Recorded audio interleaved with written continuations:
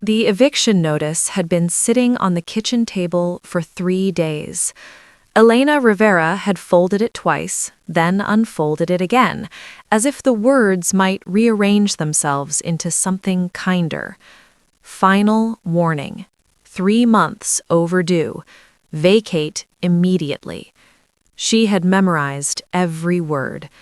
The apartment smelled faintly of instant noodles and laundry detergent. The wallpaper near the window had peeled at the corners. The heater made a knocking sound every night. It wasn't much, but it was home.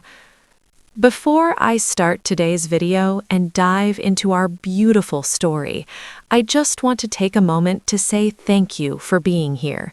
Your love and support truly mean the world to me. If you enjoy my storytelling and the kind of stories I create on this channel, please don't forget to like this video and subscribe to my channel, and share your thoughts in the comments. Now, let's begin our story. Ava sat cross-legged on the floor, drawing with a broken crayon. "Mom?" she asked softly. "Yes, sweetheart? Are we moving?" Elena forced a smile that didn't reach her eyes. "Maybe, just for a little while. Children always know more than adults think." Ava nodded slowly.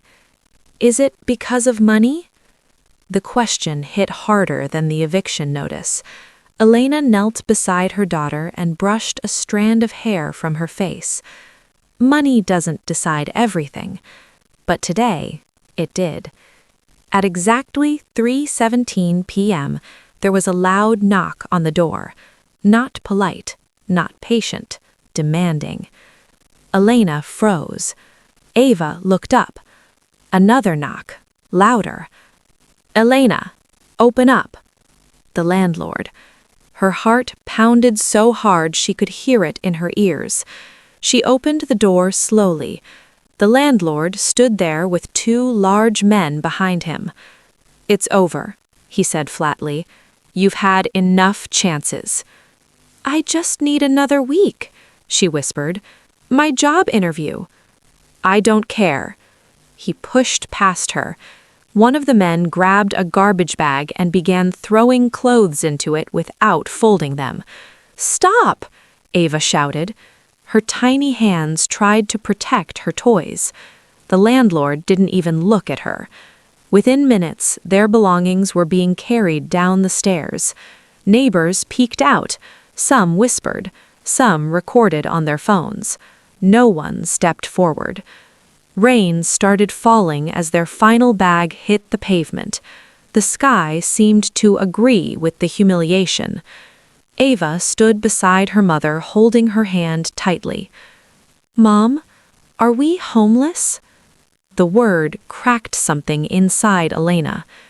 "No, we're just between places." The landlord crossed his arms. "Take your stuff and go." Ava bent down and picked up her teddy bear from a puddle. She wiped its face carefully. And then she noticed something strange. The street had gone quiet. Very quiet. Even the landlord turned his head. 3 black luxury cars turned slowly onto the narrow road.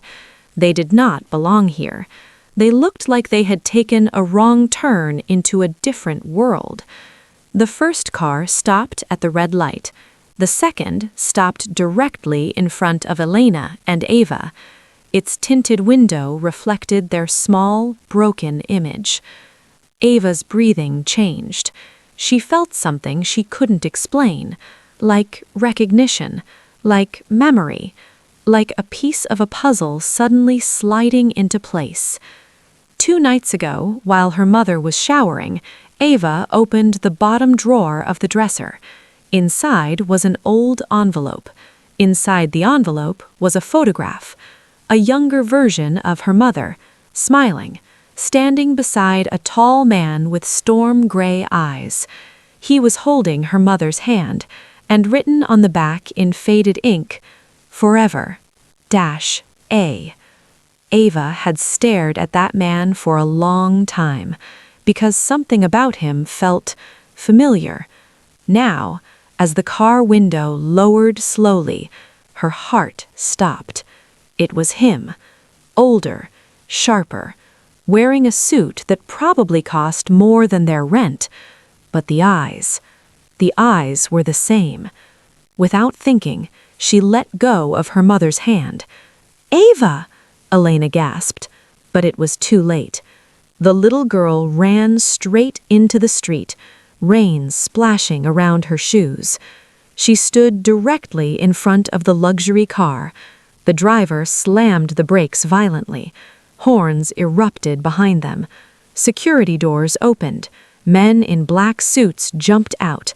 But Ava didn't even move. Her small fists clenched at her sides. Her voice trembled, but it was loud. "Daddy!" And in that single second, time stopped. Inside the car, Adrian Wolfe felt his world tilt. He had just finished a call about a billion-dollar acquisition. He had been discussing global expansion. He had not been thinking about the past. He had buried the past. But when he heard that word, when he looked through the glass and saw her, his breath disappeared. Because she had his eyes. Not similar, not close. His. The same gray, the same intensity, the same stubborn spark. His heart began to pound, not from fear, from something deeper. Recognition. He slowly opened the car door. Security tried to stop him. "Sir, please stay inside." He ignored them. Rain soaked his shoes as he stepped onto the wet street. He walked toward her slowly, like he was afraid she might disappear. He crouched down. Up close, it was undeniable. Her nose, her expression, even the way she tilted her head. "What did you say?" he asked softly. He swallowed. "You're my daddy." Behind her, Elena stood frozen. 10 years of silence collided with the present. And when Adrian looked up and saw her, the truth hit him like thunder. Elena? Her eyes filled with tears she had promised she would never cry again. "You left," she said. And just like that, the rain was no longer the loudest on the street. The rain kept falling, but neither of them moved. Adrian was still crouched in front of the little girl. Elena was still standing on the sidewalk, frozen between pride and pain. And Ava was smiling, not because she understood everything, but because she felt something inside her settle, like a question she had always carried just found its answer. Adrian studied her face carefully. He wasn't a man who believed in coincidences. He built companies on data.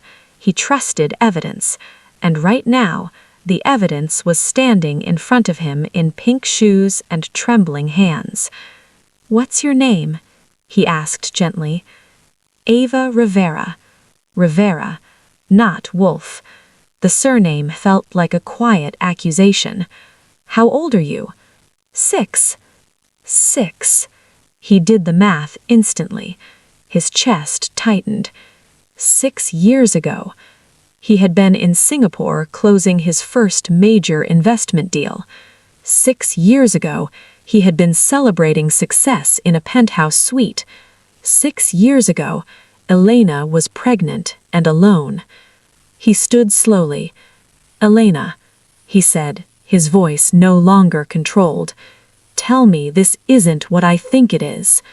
She laughed, but there was no humor in it. "What do you think it is?" He stepped closer. "Is she—" Her eyes met him. "Yes." The word didn't echo. It sank. Heavy. Permanent. 6 years earlier, Elena sat on the edge of her bed staring at a pregnancy test. 2 lines. Clear. Unmistakable. She smiled at first, then cried, then smiled again. She called Adrian immediately. Number unreachable. She tried again and again. Then she emailed him. No response. She messaged an old friend. He changed numbers, the friend replied. New circle. Investors. Big people now. Elena refused to panic. He wouldn't disappear like that. He wouldn't. But weeks passed, and silence grew louder. Her pride whispered, if he wanted to know, he would have asked. And so she stopped trying. You never told me, Adrian said, almost accusing. I tried. His jaw tightened. That's not enough. Her eyes flashed. Not enough? I was pregnant, alone, working double shifts, throwing up between customers in a cafe because I needed rent money. He went quiet. You were giving interviews about innovation while I was learning how to breathe through contractions by myself. The rain softened into mist, but the storm between them intensified. I didn't know, he said quietly. And I didn't know if you cared. Ava looked between them. Are you fighting? Both adults immediately softened. No, Elena said quickly. Adrian shook his head. No, we're just talking. Ava stepped closer to him. Mom cries when she thinks I'm sleeping, she said honestly. Elena closed her eyes. Ava? And she looks at your picture. Adrian felt guilt crash into him in a way no business failure ever had. He had measured success in profits. He had never measured it in absence. Enough drama, the landlord snapped. Take your things and leave. Adrian turned slowly. There was something terrifying about calm anger. Is this your building? Adrian asked. Yes, and they're trespassing. Adrian glanced at his assistant who had stepped out of the first car. Call legal, now. The landlord scoffed. You think money solves everything? Adrian looked at him steadily. No, but accountability does. Within minutes, quiet phone calls were made. Documents were requested. Property violations were mentioned. The landlord's confidence began to shrink, but Adrian wasn't looking at him anymore. He was looking at Ava. She was shivering. Without thinking, he removed his expensive suit jacket and wrapped it around her shoulders. It swallowed her tiny frame. She giggled. You smell fancy. Despite everything, he smiled. For the first time in years. A real one. He knelt again in front of her. Why did you call me Daddy? She answered without hesitation. Because you are. Simple. Certain. Children don't complicate truth. Adults do. He swallowed. Did your mom tell you? She shook her head. I found the picture. He looked up at Elena. You kept it? She hesitated. Yes. Why? Her voice broke. Because I needed proof that it was real. That they were real. That love had once existed. The landlord muttered something under his breath and walked away toward the building.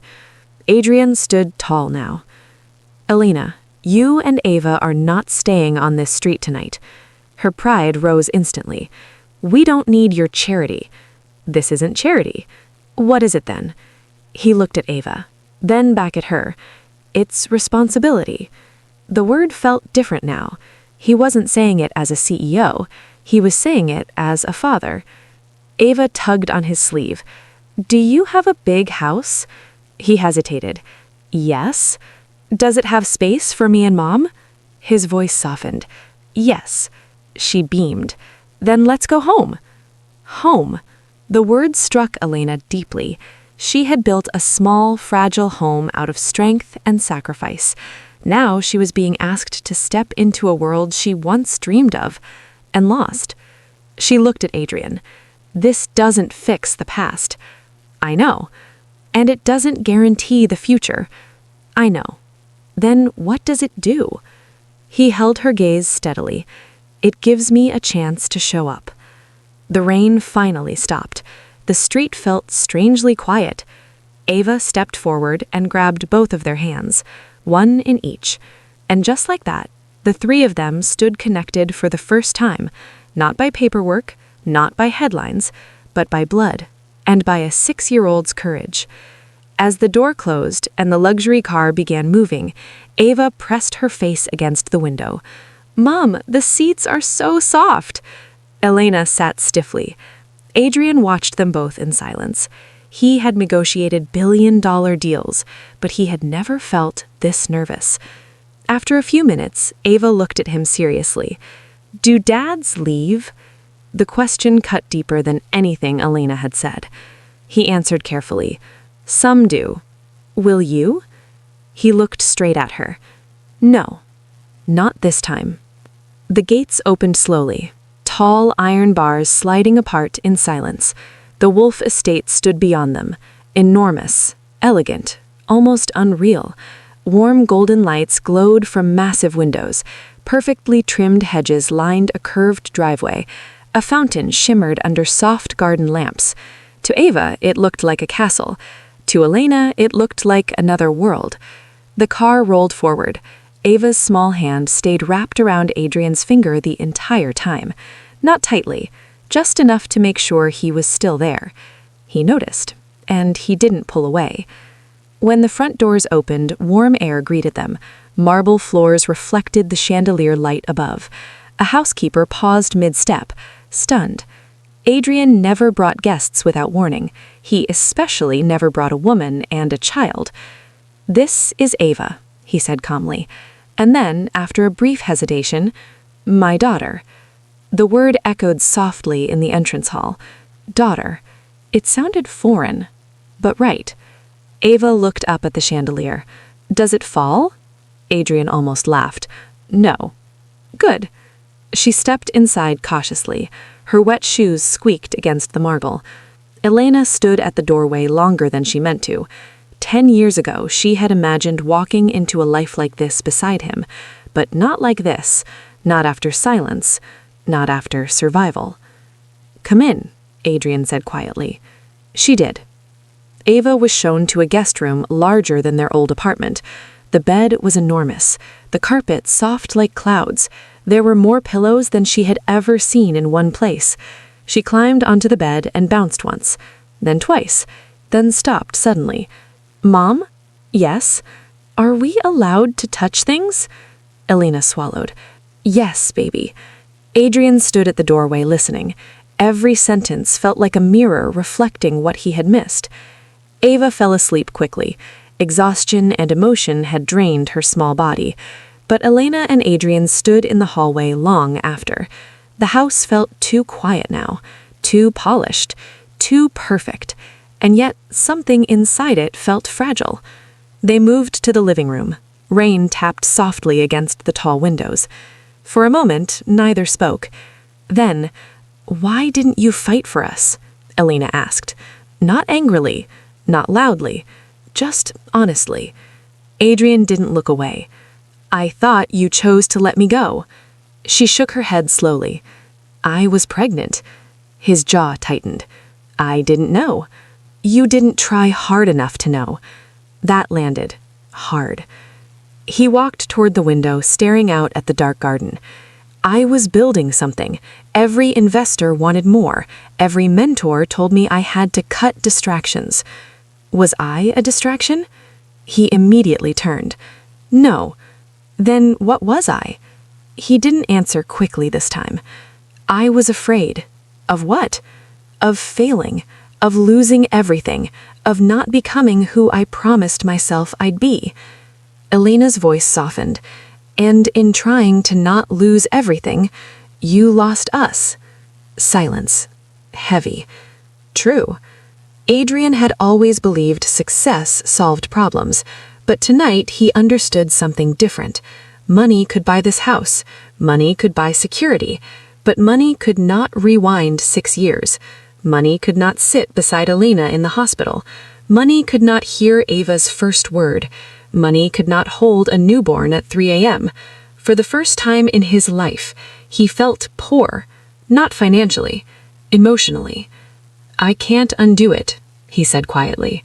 "No," Elena agreed, "but you can decide what happens next." Sunlight poured into the mansion the next morning. Ava woke up early and ran down the hallway barefoot. She found Adrian already awake, sitting at the dining table with a laptop open. For a second, she froze. He was working. Her face fell slightly. He saw it and immediately closed the laptop. "What's wrong?" he asked. "Are you going to work?" He looked at her carefully. "Not today." Her eyes brightened. "Really?" "Really." She climbed into the chair beside him. "Do you know how to make pancakes?" He smiled faintly. "No." "Then we'll learn." The kitchen staff offered to cook. Adrian waved them away. He stood awkwardly in front of a mixing bowl while Ava poured too much flour. Elena watched from the doorway. For the first time in years, she saw Adrian not as a CEO, not as a headline, but as a man trying. He cracked an egg wrong. Flour landed on his sleeve. Ava laughed. And when she laughed, the house felt different, warmer, less like a showroom, more like something alive. Later that afternoon, while Ava napped, Adrian sat beside Elena on the garden bench. "I don't expect forgiveness overnight," she nodded. "You shouldn't. I don't expect you to trust me immediately either. That's good. But I do need to know one thing." She looked at him. "Are you staying because of the house?" Her answer came without delay. "No." He exhaled slowly. "Then why?" She glanced toward the window where Ava slept. "Because she deserves a father." "And you?" She hesitated. "I don't know yet." Honest. Painfully honest. But not hopeless. That evening, Ava ran across the garden chasing butterflies. She tripped suddenly on the grass. Before Elena could react, Adrian was already running. He reached her first. He lifted her gently. "Are you hurt?" Ava shook her head, but tears formed anyway. He held her close. "It's okay. I've got you." 3 simple words, but they carried a promise he had failed to make years ago. Elena watched silently. Something inside her shifted, because this time, he didn't hesitate. He didn't calculate. He didn't choose ambition. He chose her. That night, Elena found him in his office. Awards lined the walls. Photos of business achievements filled frames. But something was missing. She walked toward him slowly. "If you stay," she said softly, "you stay fully." He nodded. "No disappearing." "I won't." "No choosing work over her." "I won't." "No silence." He stepped closer. "I won't." She studied his face carefully. Not the billionaire, not the CEO, just the man. "You don't get a second chance because you're powerful," she said. "I know." "You get one because she ran into the street." He swallowed. "And because you're letting me." She extended her hand, not in romance, not yet, but in agreement. He took it. The headlines faded, the board adjusted, the world moved on, but inside the mansion, everything changed. Adrian attended school meetings. He learned to braid hair, badly. He read bedtime stories in funny voices. He missed one important investor dinner for a school recital, and he didn't regret it, not once. One afternoon, during family day at school, a teacher asked Ava, "What does your dad do?" Ava smiled proudly. "He builds things." The teacher nodded. "Like what?" Ava thought carefully. "He builds robots and computers and big companies, but mostly," she looked at Adrian, "he builds time." Adrian felt his throat tighten. He knelt beside her. "The most important thing I ever built," he said softly, "was a way back to you." Elena stood behind them, and for the first time in 6 years, she felt safe, not because of the house, not because of the money, but because he stayed. A little girl stopped a luxury car, but what she really stopped was a man from losing his humanity. Success can build empires. It can build headlines. It can build wealth beyond imagination. but it cannot build childhood memories once they're gone. If someone in your life is calling your name, don't wait for rain. Don't wait for regret. Don't wait until they have to run into traffic to be seen. Because sometimes the greatest achievement isn't becoming powerful, it's becoming present. And sometimes the smallest voice saying, "Daddy," is the loudest wake-up call of all.